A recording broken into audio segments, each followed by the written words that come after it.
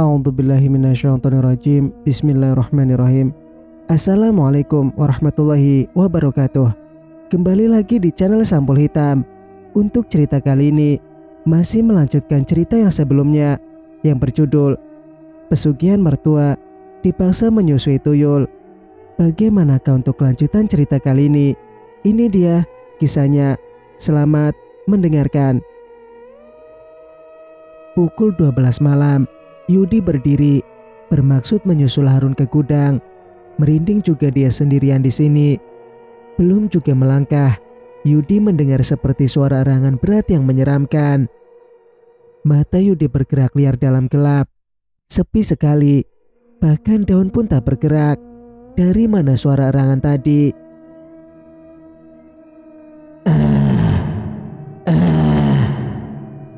Yudi terkesiap. Suara itu kembali terdengar. Bagaimanapun, Yudi merasa takut juga, hingga dia kepikiran untuk meninggalkan tempat ini. Mana ayamku? Suara berat dan parau seakan terdengar dekat sekali dengan telinga Yudi. Bahkan Yudi merasa seseorang sedang berjalan mengitarinya.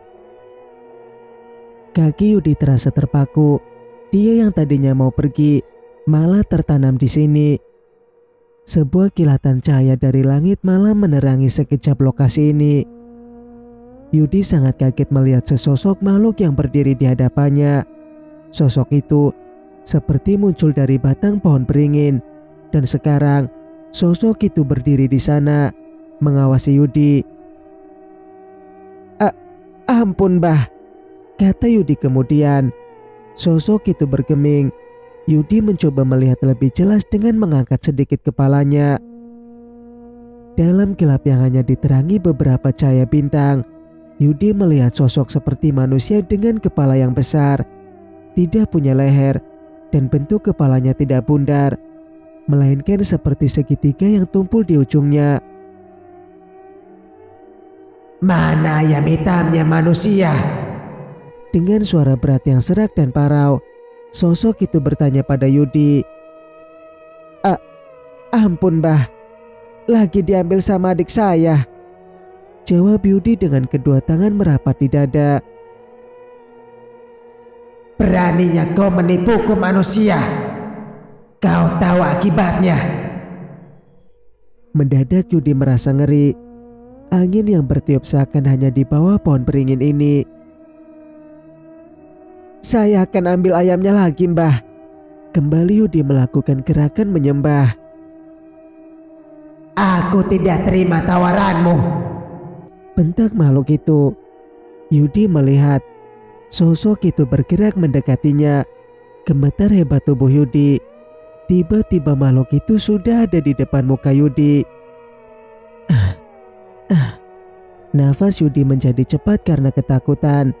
Ternyata sosok itu lebih menyeramkan dari yang ada di benak Yudi. Sosok kepala besar itu berkulit tebal dan kasar.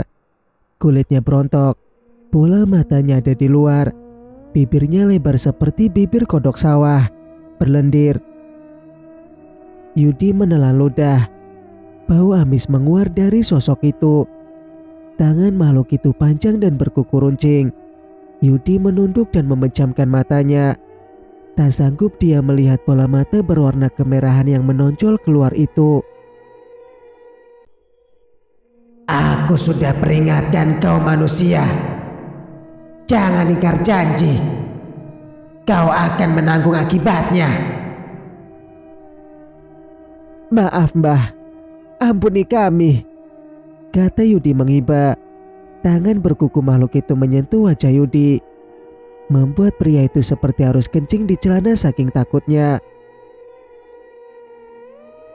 Aku akan mengambil milikmu yang paling berharga.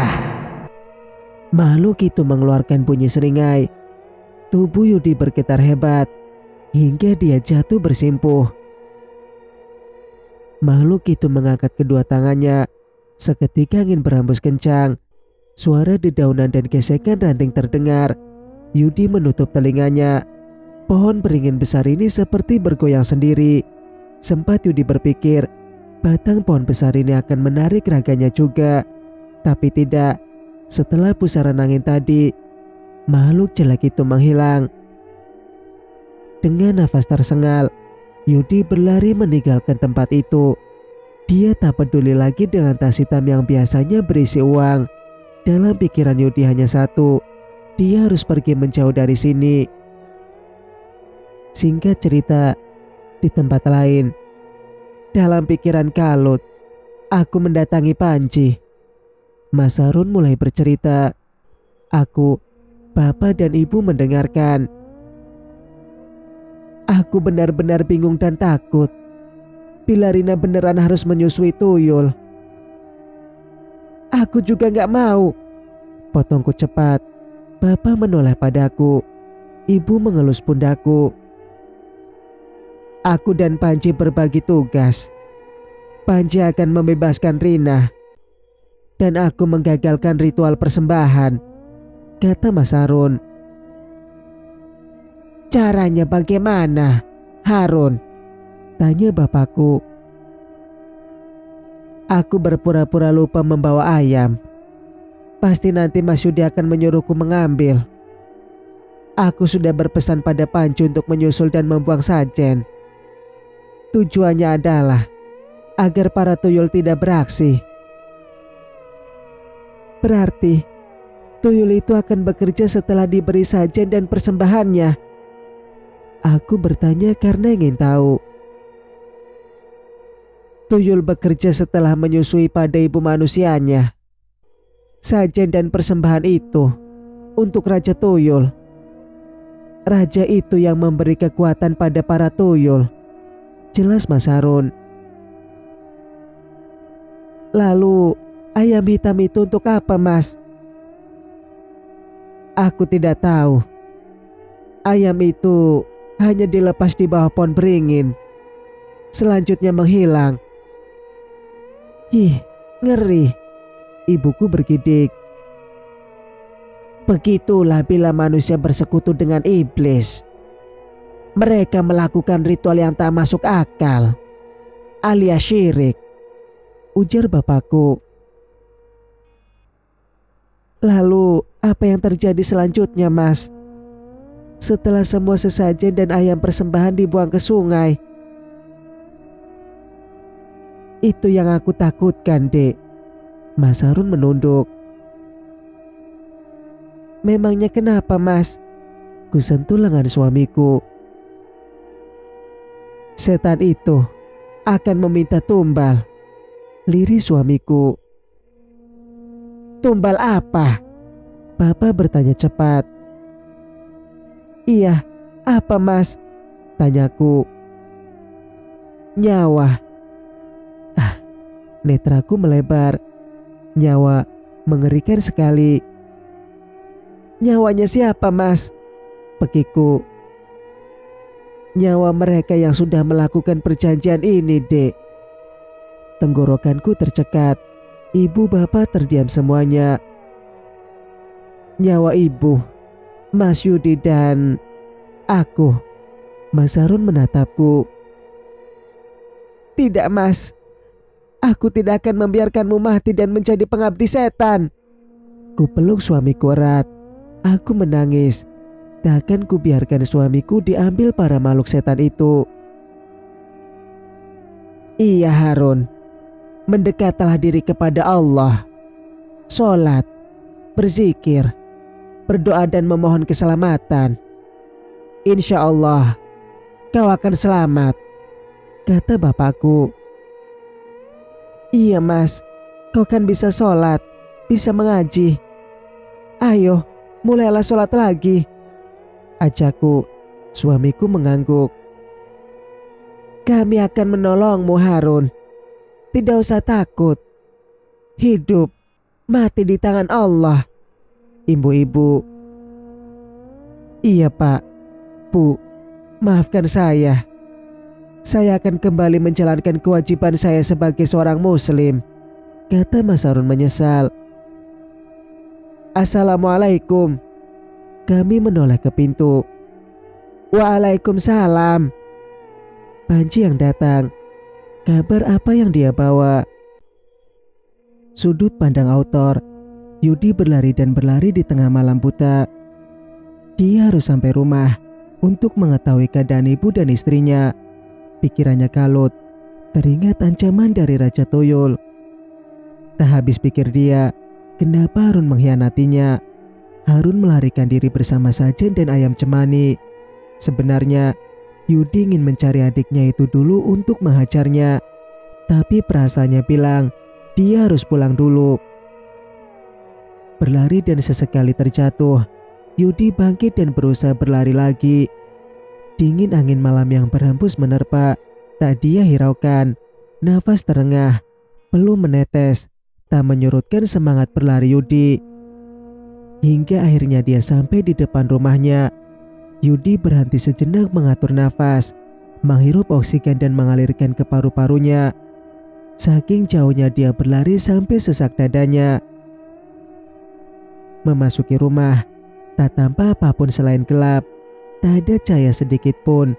Yudi berusaha mencari saklar dan menyalakan lampu.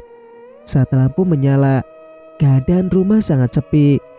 Yudi tak ingin melihat satu manusia pun di rumahnya. "Ibu!" Yudi berteriak memanggil ibunya sambil berjalan semakin masuk. "Wuri!" teriaknya lagi.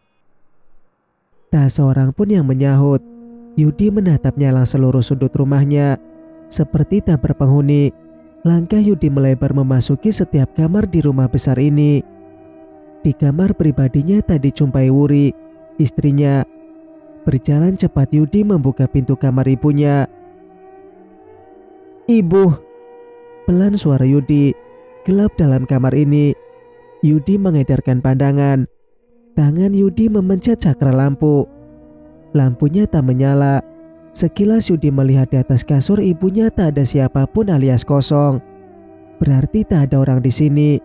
Yudi berbalik badan, bersiap meninggalkan kamar ibunya.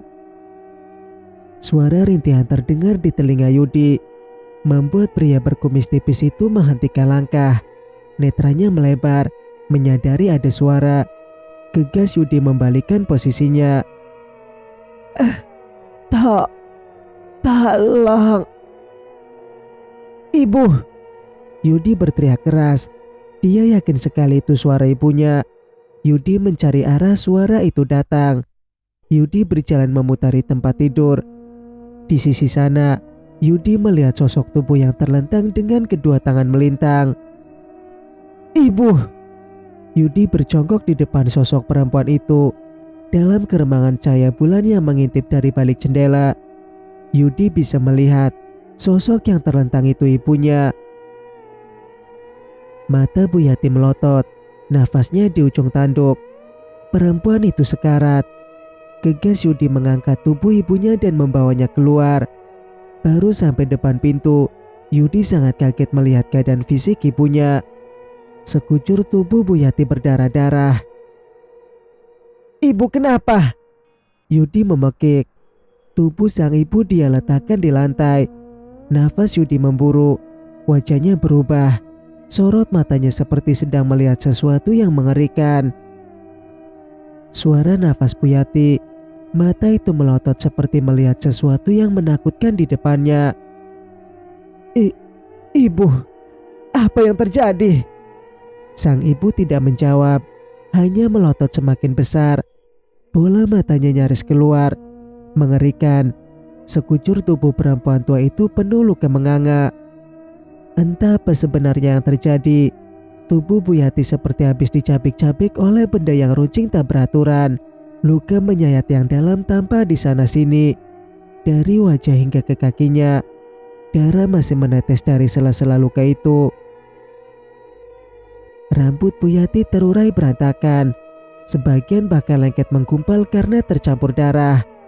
Bau anyir bercampur amis darah menguar, membuat Yudi mual dan berasa ingin muntah. "Aku harus pergi bersama Mbah Jambron."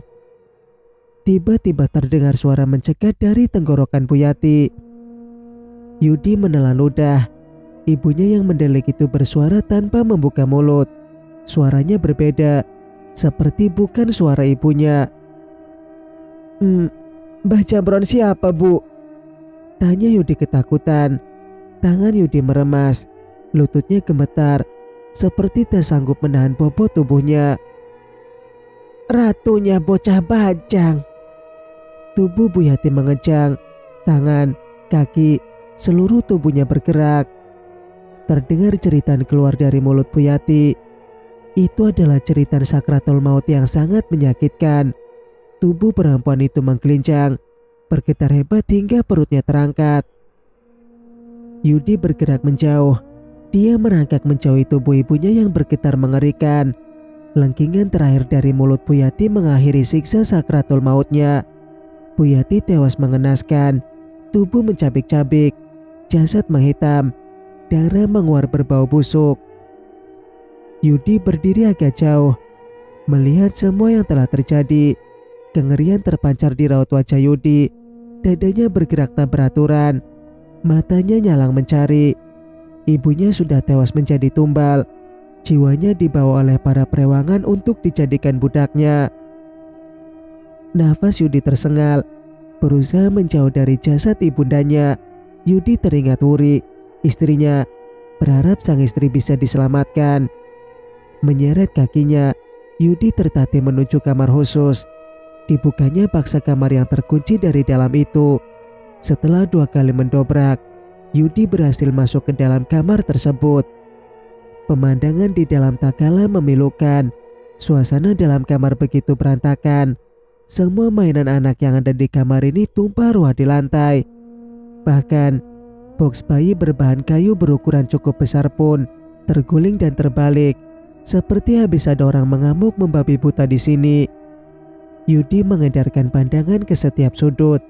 Sempat dia kira boneka. Sesosok tubuh yang terduduk bersandar di pojokan. Yudi mendekat. Wuri. Ya, Wuri. Perempuan muda itu terduduk di lantai dengan posisi bersandar di tembok. Kedua kakinya menganga terbuka. Darah menggenang di sekitar bokong dan paha Wuri, membuat Yudi terasa seperti tersayat sembilu. Kepala Wuri menunduk. Rambut terurai ke bawah menutupi wajah ayunya. Perempuan itu telah kehilangan janin di perutnya dengan cara tragis dan menyakitkan.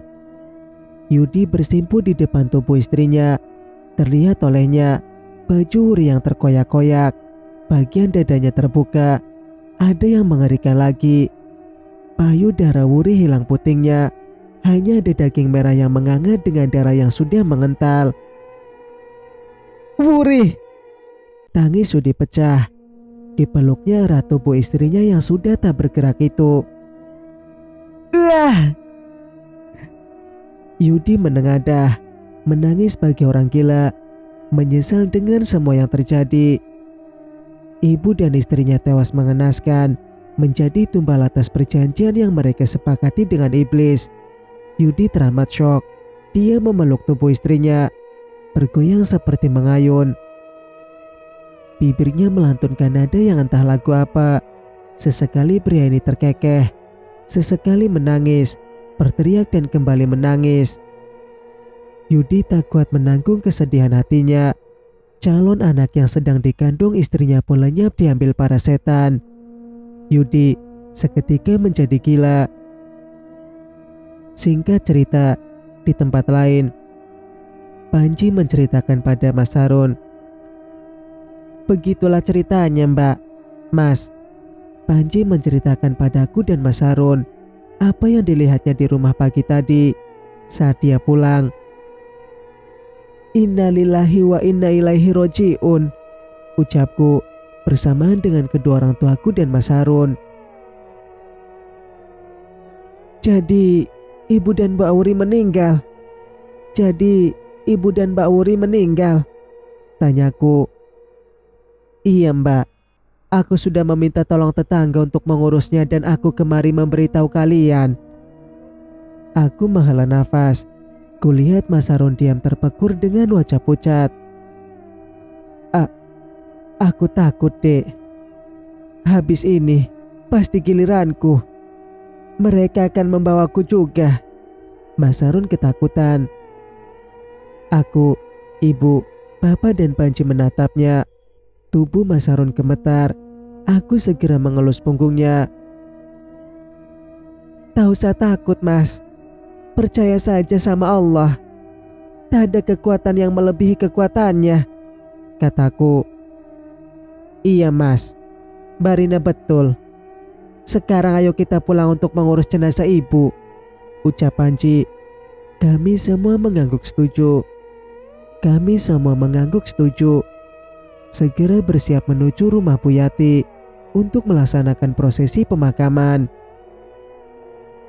Singkat cerita, sampai di rumah mertuaku, sudah ada beberapa tetangga yang datang. Wajah mereka tampak aneh saat memandang kami, para keluarga yang datang. Jenazah ibu dan Mbak Wuri sudah ditaruh di atas meja. 2 orang pemuka desa mendekati kami. Mereka adalah Pak Kiai Ahmad dan Pak Kadus Joko. Mas Harun, kalau boleh usul, sebaiknya prosesi pemandian jenazah segera dilakukan. Tertutup saja. Maksudnya hanya anggota keluarga yang dipercaya saja yang boleh melihat, kata Pak Kadus pada suamiku. Paham sih aku sebabnya kenapa menilik dari keadaan jenazah ibu dan Wuri yang mengerikan. Kalau pembunuhan juga tidak ada tersangka. Kalau perampokan juga nggak ada barang yang hilang. Mas, Pak Kadus benar. Segera disucikan saja. Biar nanti para pelayat melihat sudah dikafani. Mas Harun setuju. Prosesi pensucian jenazah berlangsung tertutup. Aku ikut memandikan. Gak tega melihat keadaan jenazah ibu mertua dan kakak iparku. Mbak Wuri, kedua putingnya hilang. Ya Allah. Keadaan Bu Yati juga tercabik-cabik. Perutnya menganga. Mau muntah rasanya. Setelah selesai dikafani, jenazah keduanya ditaruh di atas meja di ruang tamu yang luas ini. Beberapa orang yang datang tanpa melakukan sholat gaib atau sholat jenazah. Aku sibuk menerima pelayat. Kasakusuku dengar mereka membicarakan kematian ibu dan Mbak Wuri. Katanya Bu Yati dan menantunya tewas dimakan tuyul. Ngeri ya. Iya, pesugihan. Katanya jasadnya hancur dan bau. Mestinya langsung masuk neraka mereka itu. Aku menghela nafas. Omongan para pelayat membuatku merasa kasihan pada almarhumah ibu mertua dan kakak iparku itu. Sudah mati dibuat gibah. Semoga mereka dilapangkan kuburnya dan diterangi jalannya. Amin. Pelayat semakin banyak. Tiba-tiba ada kejadian yang membuat heboh. Semua orang berlari untuk melihat. Aku pun ikut melihat. Astagfirullahaladzim. Ternyata Mas Harun kesurupan. Mas Harun berteriak-teriak. Dia berguling-guling di lantai. Badannya kejang-kejang. Kenapa? Kenapa suamiku? Aku menyeruak di antara banyak orang yang menonton. Kesurupan, Mbak. Ku dengar ada yang menjawab. Mas Harun melotot. Mataku nyaris keluar. Yang mengerikan, dia berusaha menyakiti dirinya sendiri. Kedua tangan Mas Harun tanpa mencekik lehernya sendiri dengan kuat. Dia berguling ke sana kemari sambil mengerang. Kembali Mas Harun berteriak-teriak. Sekarang dia mencekik lehernya hingga matanya melotot dan lidahnya keluar. Apa dia mau bunuh diri? Pak Kiai Ahmad meminta beberapa orang pria dewasa untuk menangani Mas Harun. Tapi Mas Harun berontak. Entah kekuatan apa dalam diri Mas Harun. Dengan sekali kibas, dia bisa melepaskan diri dari pegangan 4 tangan orang dewasa. Pak, tolong suamiku Pak Kiai. Aku panik dan menangis. Iya Mbak, sabar. Tolong bantu doa juga, kata Pak Kiai Ahmad padaku. Aku mengangguk. Bersama ibu, bapak dan beberapa orang yang lain, kami melantunkan doa bersama. Orang-orang dewasa tadi kembali memegangi Mas Harun yang terus berteriak dan berguling. Yang menakutkan adalah Mas Harun berusaha mencekik dirinya sendiri. Itu bukan Harun. Itu setan yang mau mengambil nyawanya untuk dijadikan tumbal. Bisik bapakku. Aku semakin takut dan khawatir. Ya Allah, selamatkan suamiku. Pak Kiai Ahmad dan orang-orangnya berhasil menangkap Mas Harun. Mereka memegangi erat tubuh Mas Harun yang katanya punya kekuatan berlebih ini. Kiai Ahmad merapalkan doa-doa. Sebelah tangannya memegangi kening Mas Harun. Tangan Mas Harun masih tetap dalam posisi menyekik lehernya. Suasana rumah duka menjadi mengerikan. Beberapa ibu-ibu bahkan memilih pulang karena takut. Tangan Pak Kiai Ahmad yang memegang tasbih ditempelkan di leher Mas Harun. Mulut Kiai yang belum begitu tua itu terus merapalkan doa. Minggir kowe kabeh. Tiba-tiba keluar suara dari tenggorokan Mas Harun. Semua orang bergidik mendengar suara seram itu. Itu bukan suara asli Mas Harun. Suaranya setan, kata orang-orang. Tidak usah mencampuri urusan ini. Kembali mulut Mas Harun berbicara parau. Manusia ini sudah berjanji untuk menjadi pengabdi setan. Karena itu, aku menjemputnya. Setan itu bicara dalam bahasa Jawa. Semua orang merasa ngeri. Wahai iblis, pergilah, seru Pak Kiai Ahmad. Hanya Allah yang Maha Kuasa yang berhak atas nyawa manusia. Pergilah. A'udzubillahi minasyaitonirrajim. Teriak Pak Kiai. Seketika terdengar teriakan Mas Harun yang kuat dan mengerikan. Orang-orang itu berteriak menyuarakan kalimat pengusir setan itu.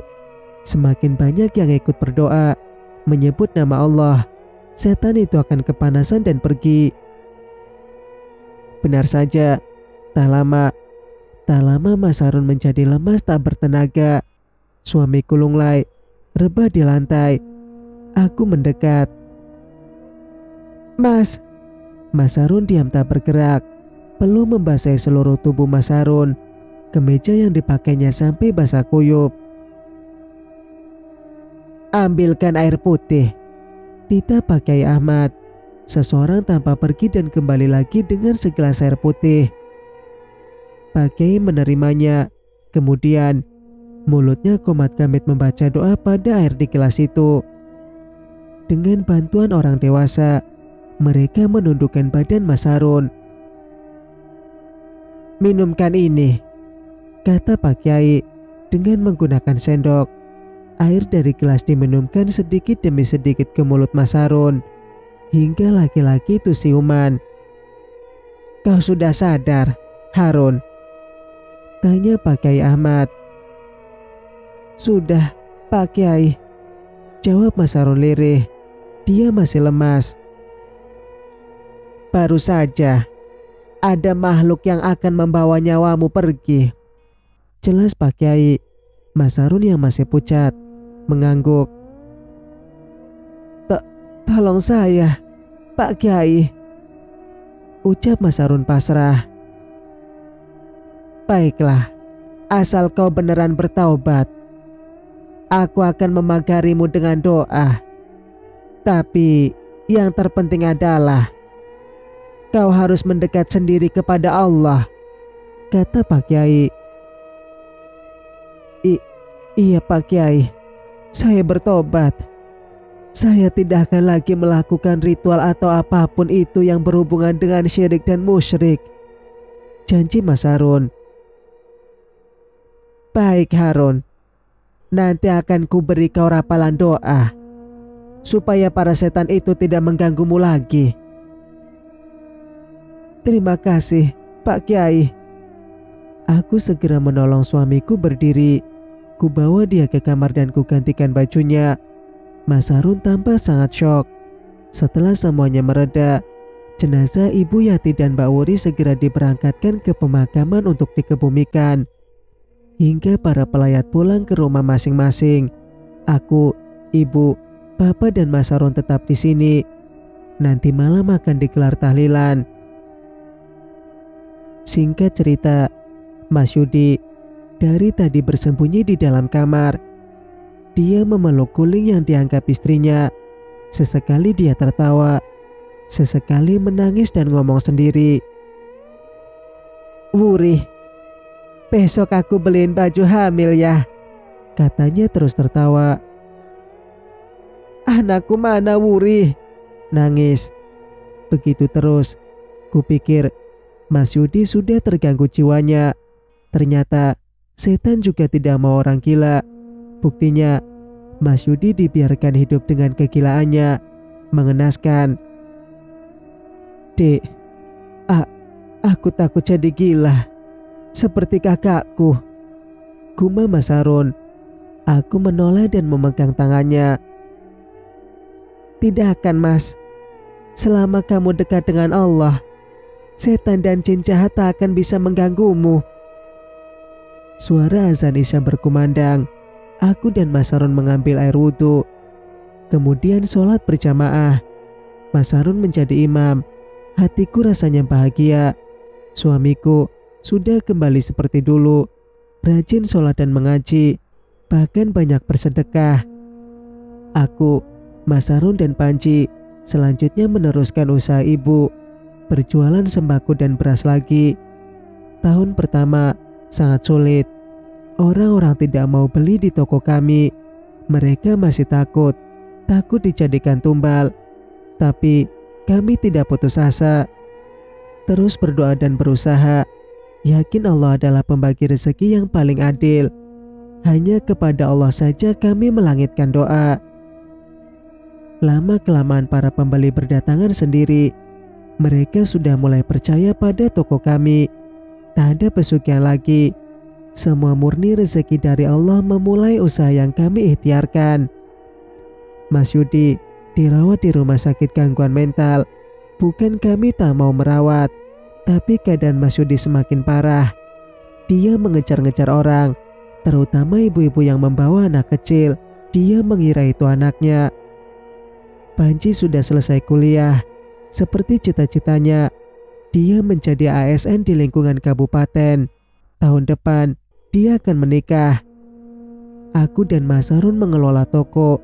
Untuk mensucikan harta, kami selalu bersedekah, juga bayar zakat mal tiap tahun. Kami tidak lagi tinggal di rumah ibu mertua. Mas Harun membuat rumah sendiri di dekat gudang. Panji tinggal bersama kami.